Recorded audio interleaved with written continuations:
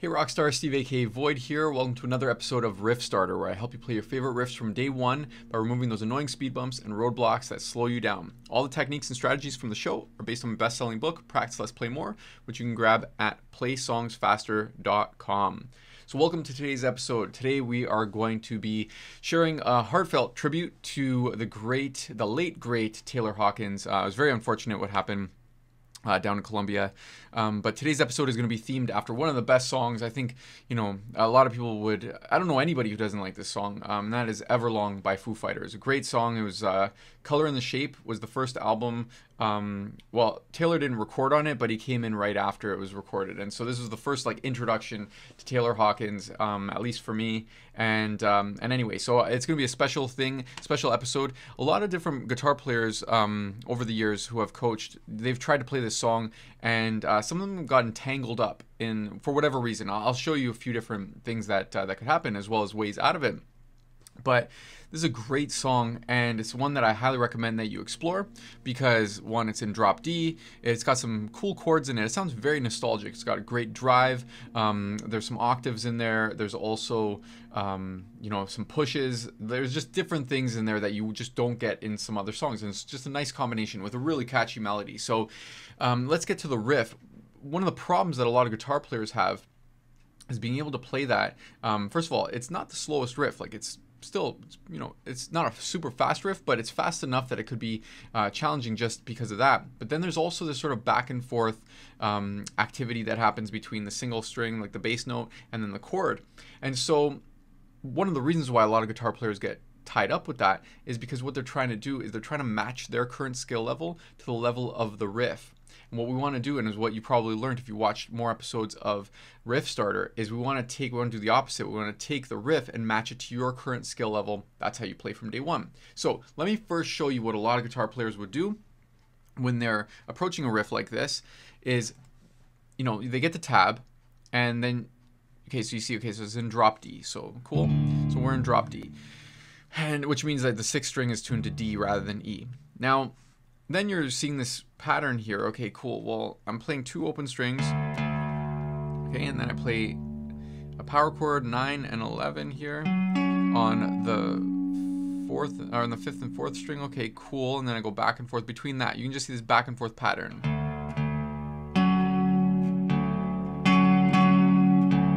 And what ends up happening is you end up going through it left to right like this, where it never really sounds like, let's see, sorry, let me go back here. It looks like my shortcuts are all messed up here. That's okay, no problem. So here, basically, it'll never really sound like the track.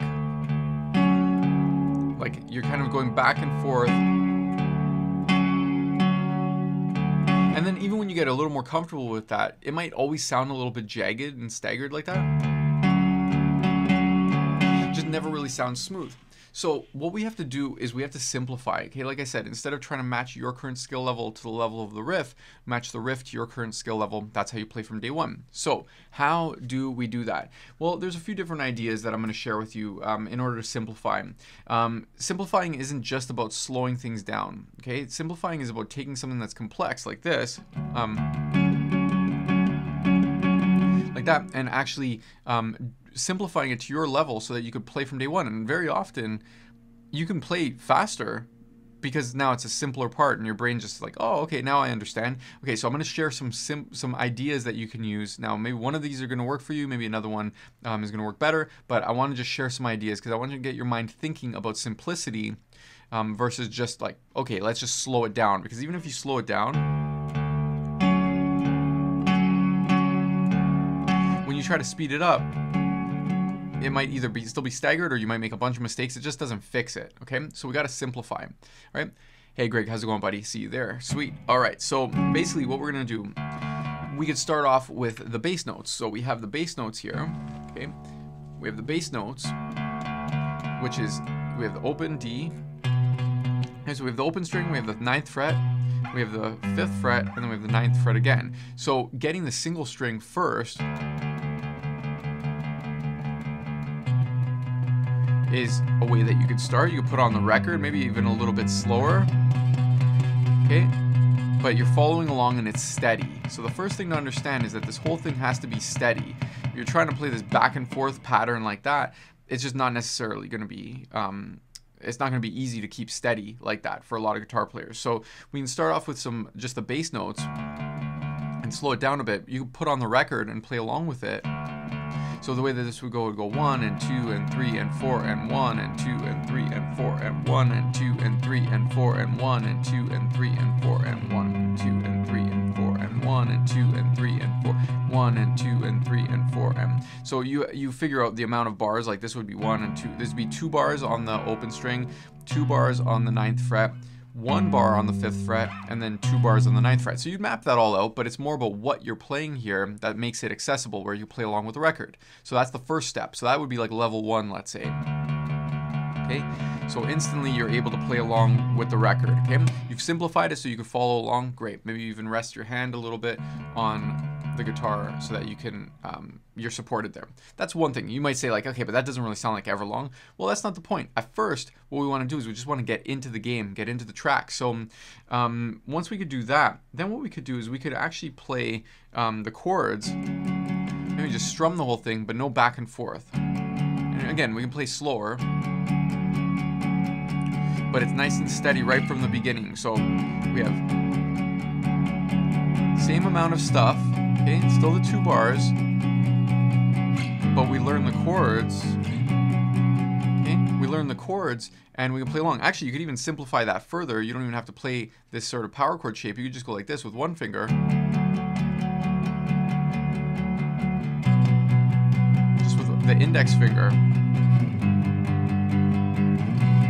So now you're on steadies. You've upgraded the single string to now chords. Now you could, as step 3, then you could add these are called 9 chords. So 9th chords. Okay. And then this would be a major 7 chord here. But anyway, it doesn't matter about the exact name. The main thing is that we're building this up bit by bit, and the whole time you can play either close to the recorded speed or even the recorded speed. And basically because you're simplifying the approach. So once you could do that, once you play steady like that and you follow along, then you could start getting into some pattern stuff. I would probably keep like a very basic pattern, and you can do something like open, open chord. So like open, open chord, open, open chord. So this, how would we do this? Yeah, kind of something like that, where it's like it's the same thing over and over and over. So you could do, this would be one way to do it. You go,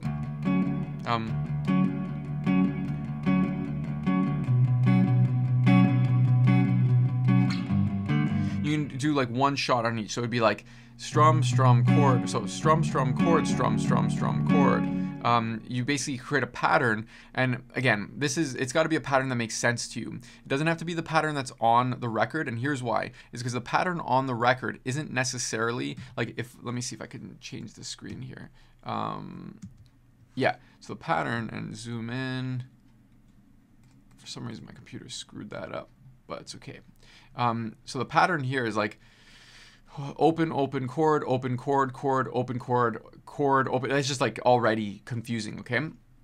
So before we get to what the actual pattern is, we could just do a pattern. It doesn't have to be the exact pattern. It could just be a pattern, like any pattern that is simple. So you could go like chord, so open, open chord, open, open, open chord, open, open, open chord, open, open, open chord, open. Like you can create a pattern that just incorporates some of the open and then the chord. Well, the way I want you to think about these songs in a more strategic way. So you don't have to just take whatever the tab tells you and then just do that. That doesn't have to be what you practice. You can have more input, and you can actually, like, first we had this first version where it's this, okay? We have the steady single strings. Then we could also have the one where it's just the power, the open string plus, okay, the single string plus the one note, okay.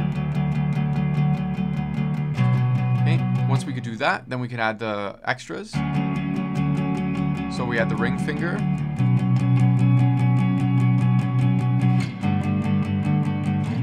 Okay, cool. So we've got that. Awesome. We've got Howard here. We got Corey. Welcome, Corey. You were playing My Hero. That's right. So this is also very similar with what it gets into there, it's very similar, and same album as well, Color and the Shape. So so as far as the levels, those upgrade until we get to the original. Okay, so we start on single, then we start on then we have the single plus one note, then with just the index finger, then we have the single plus the index plus the ring finger. We add each time we're upgrading. Okay, and then next we could add a little bit of a pattern. Like the pattern can be really anything, but here just adding some of the it just resembles what the chord or what the song is doing, like the actual recording. I don't know why I'm having a hard time saying something so simple. Basically, so basically, we're just resembling like the essence of the song, okay? And that's this sort of bass chord type of thing.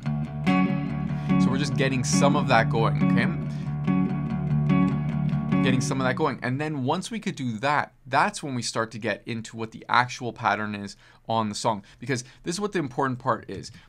Why we're taking the song and matching it to your level is because when we're playing something simple, we're establishing a musical foundation. Once we have that, then we upgrade to whatever the next level is, and we're reinforcing what came before it. Now, if the next upgrade is difficult, then if it's too much and it's like it feels like hard work, you could go back to where you started, that foundation, and have fun playing. And then you're working on, so you're practicing the upgrade, but you're playing the original version, like or the original thing that you created. Your play from day one version is what I'd call it. So you have like these two paths. You have something you're practicing, which is the upgrade, but then you also have something that you're letting loose and playing, which is the play from day one version, or the playing version, okay? Because as you keep upgrading, you're gonna have one that works, that you play along with the record, and then you're gonna have one that you're now, the next one, the upgrade that you're practicing. Now you might think, like, Steve, wait a second, this sounds like it's gonna take way longer to play more versions of the song. But actually, because everything is based on a musical foundation, it's gonna take less time than if you just tried loading up the tab, going left to right, and playing this sort of, where it's just like the staggered version that you never quite get sounding right. So what we do is we make sure that we match it to your level. You play from day one, you've established that, you play along with the record. Okay, don't worry about playing along with the metronome, play along with the record. And then you upgrade that version and upgrade that version, upgrade and upgrade and upgrade until it sounds like the original, or until you're satisfied. Okay, so it's a different way of doing it. It's counterintuitive. I know it sounds like way more steps and it'll take way longer, but everything is based on that musical foundation, and it actually takes way less time. So anyway, that is how I want you to approach Everlong. Give it a shot. And this is the main riff. Take the same approach with the other parts of the song. It's a great song. Again, very tragic loss. Taylor Hawkins, I just watched the Somebody to Love video, his last performance. Man, crazy what happened. But anyway, pick up Everlong. I think that you'll have a lot of fun with it, especially when you approach it in a very musical way like this. And yeah, let me just check the comments real quick.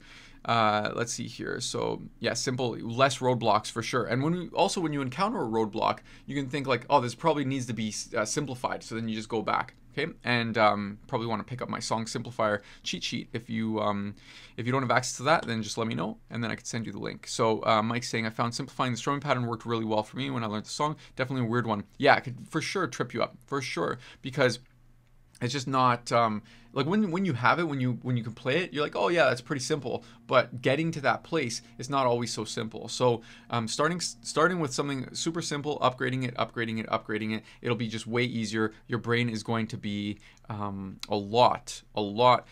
a way easier time when you do it this way versus when you just load up a tab and go face value. Okay, so yeah, and Chris, no problem, buddy, great to see you. And Corey's saying, where do you find these tabs? So the tabs that I usually use for this show are on guitarinstructor.com. So guitarinstructor.com, great site, very informative. So and also like just great quality tabs from Hal Leonard. So, and yes, Chris, the acoustic version is awesome. Very, very cool. Awesome. John, you're here as well. Great to see you, buddy. Sweet. All right, so that is the end of this episode. I hope that you enjoyed it. And again, if you haven't checked out my book yet, Practice Less, Play More, check it out at playsongsfaster.com. There's a great deal going on right there. Also, the Song Simplifier cheat sheet. It's something that I'll probably link to inside the comments. That is something that's definitely going to support all the stuff that we talk about in this this show. So I hope you have a great day. Now, I can't use my, I have a foot pedal here end the broadcast. So I'm going to find where to do that. Oh yeah, on here. All right. I hope you have a great day, and we will chat soon. Take care.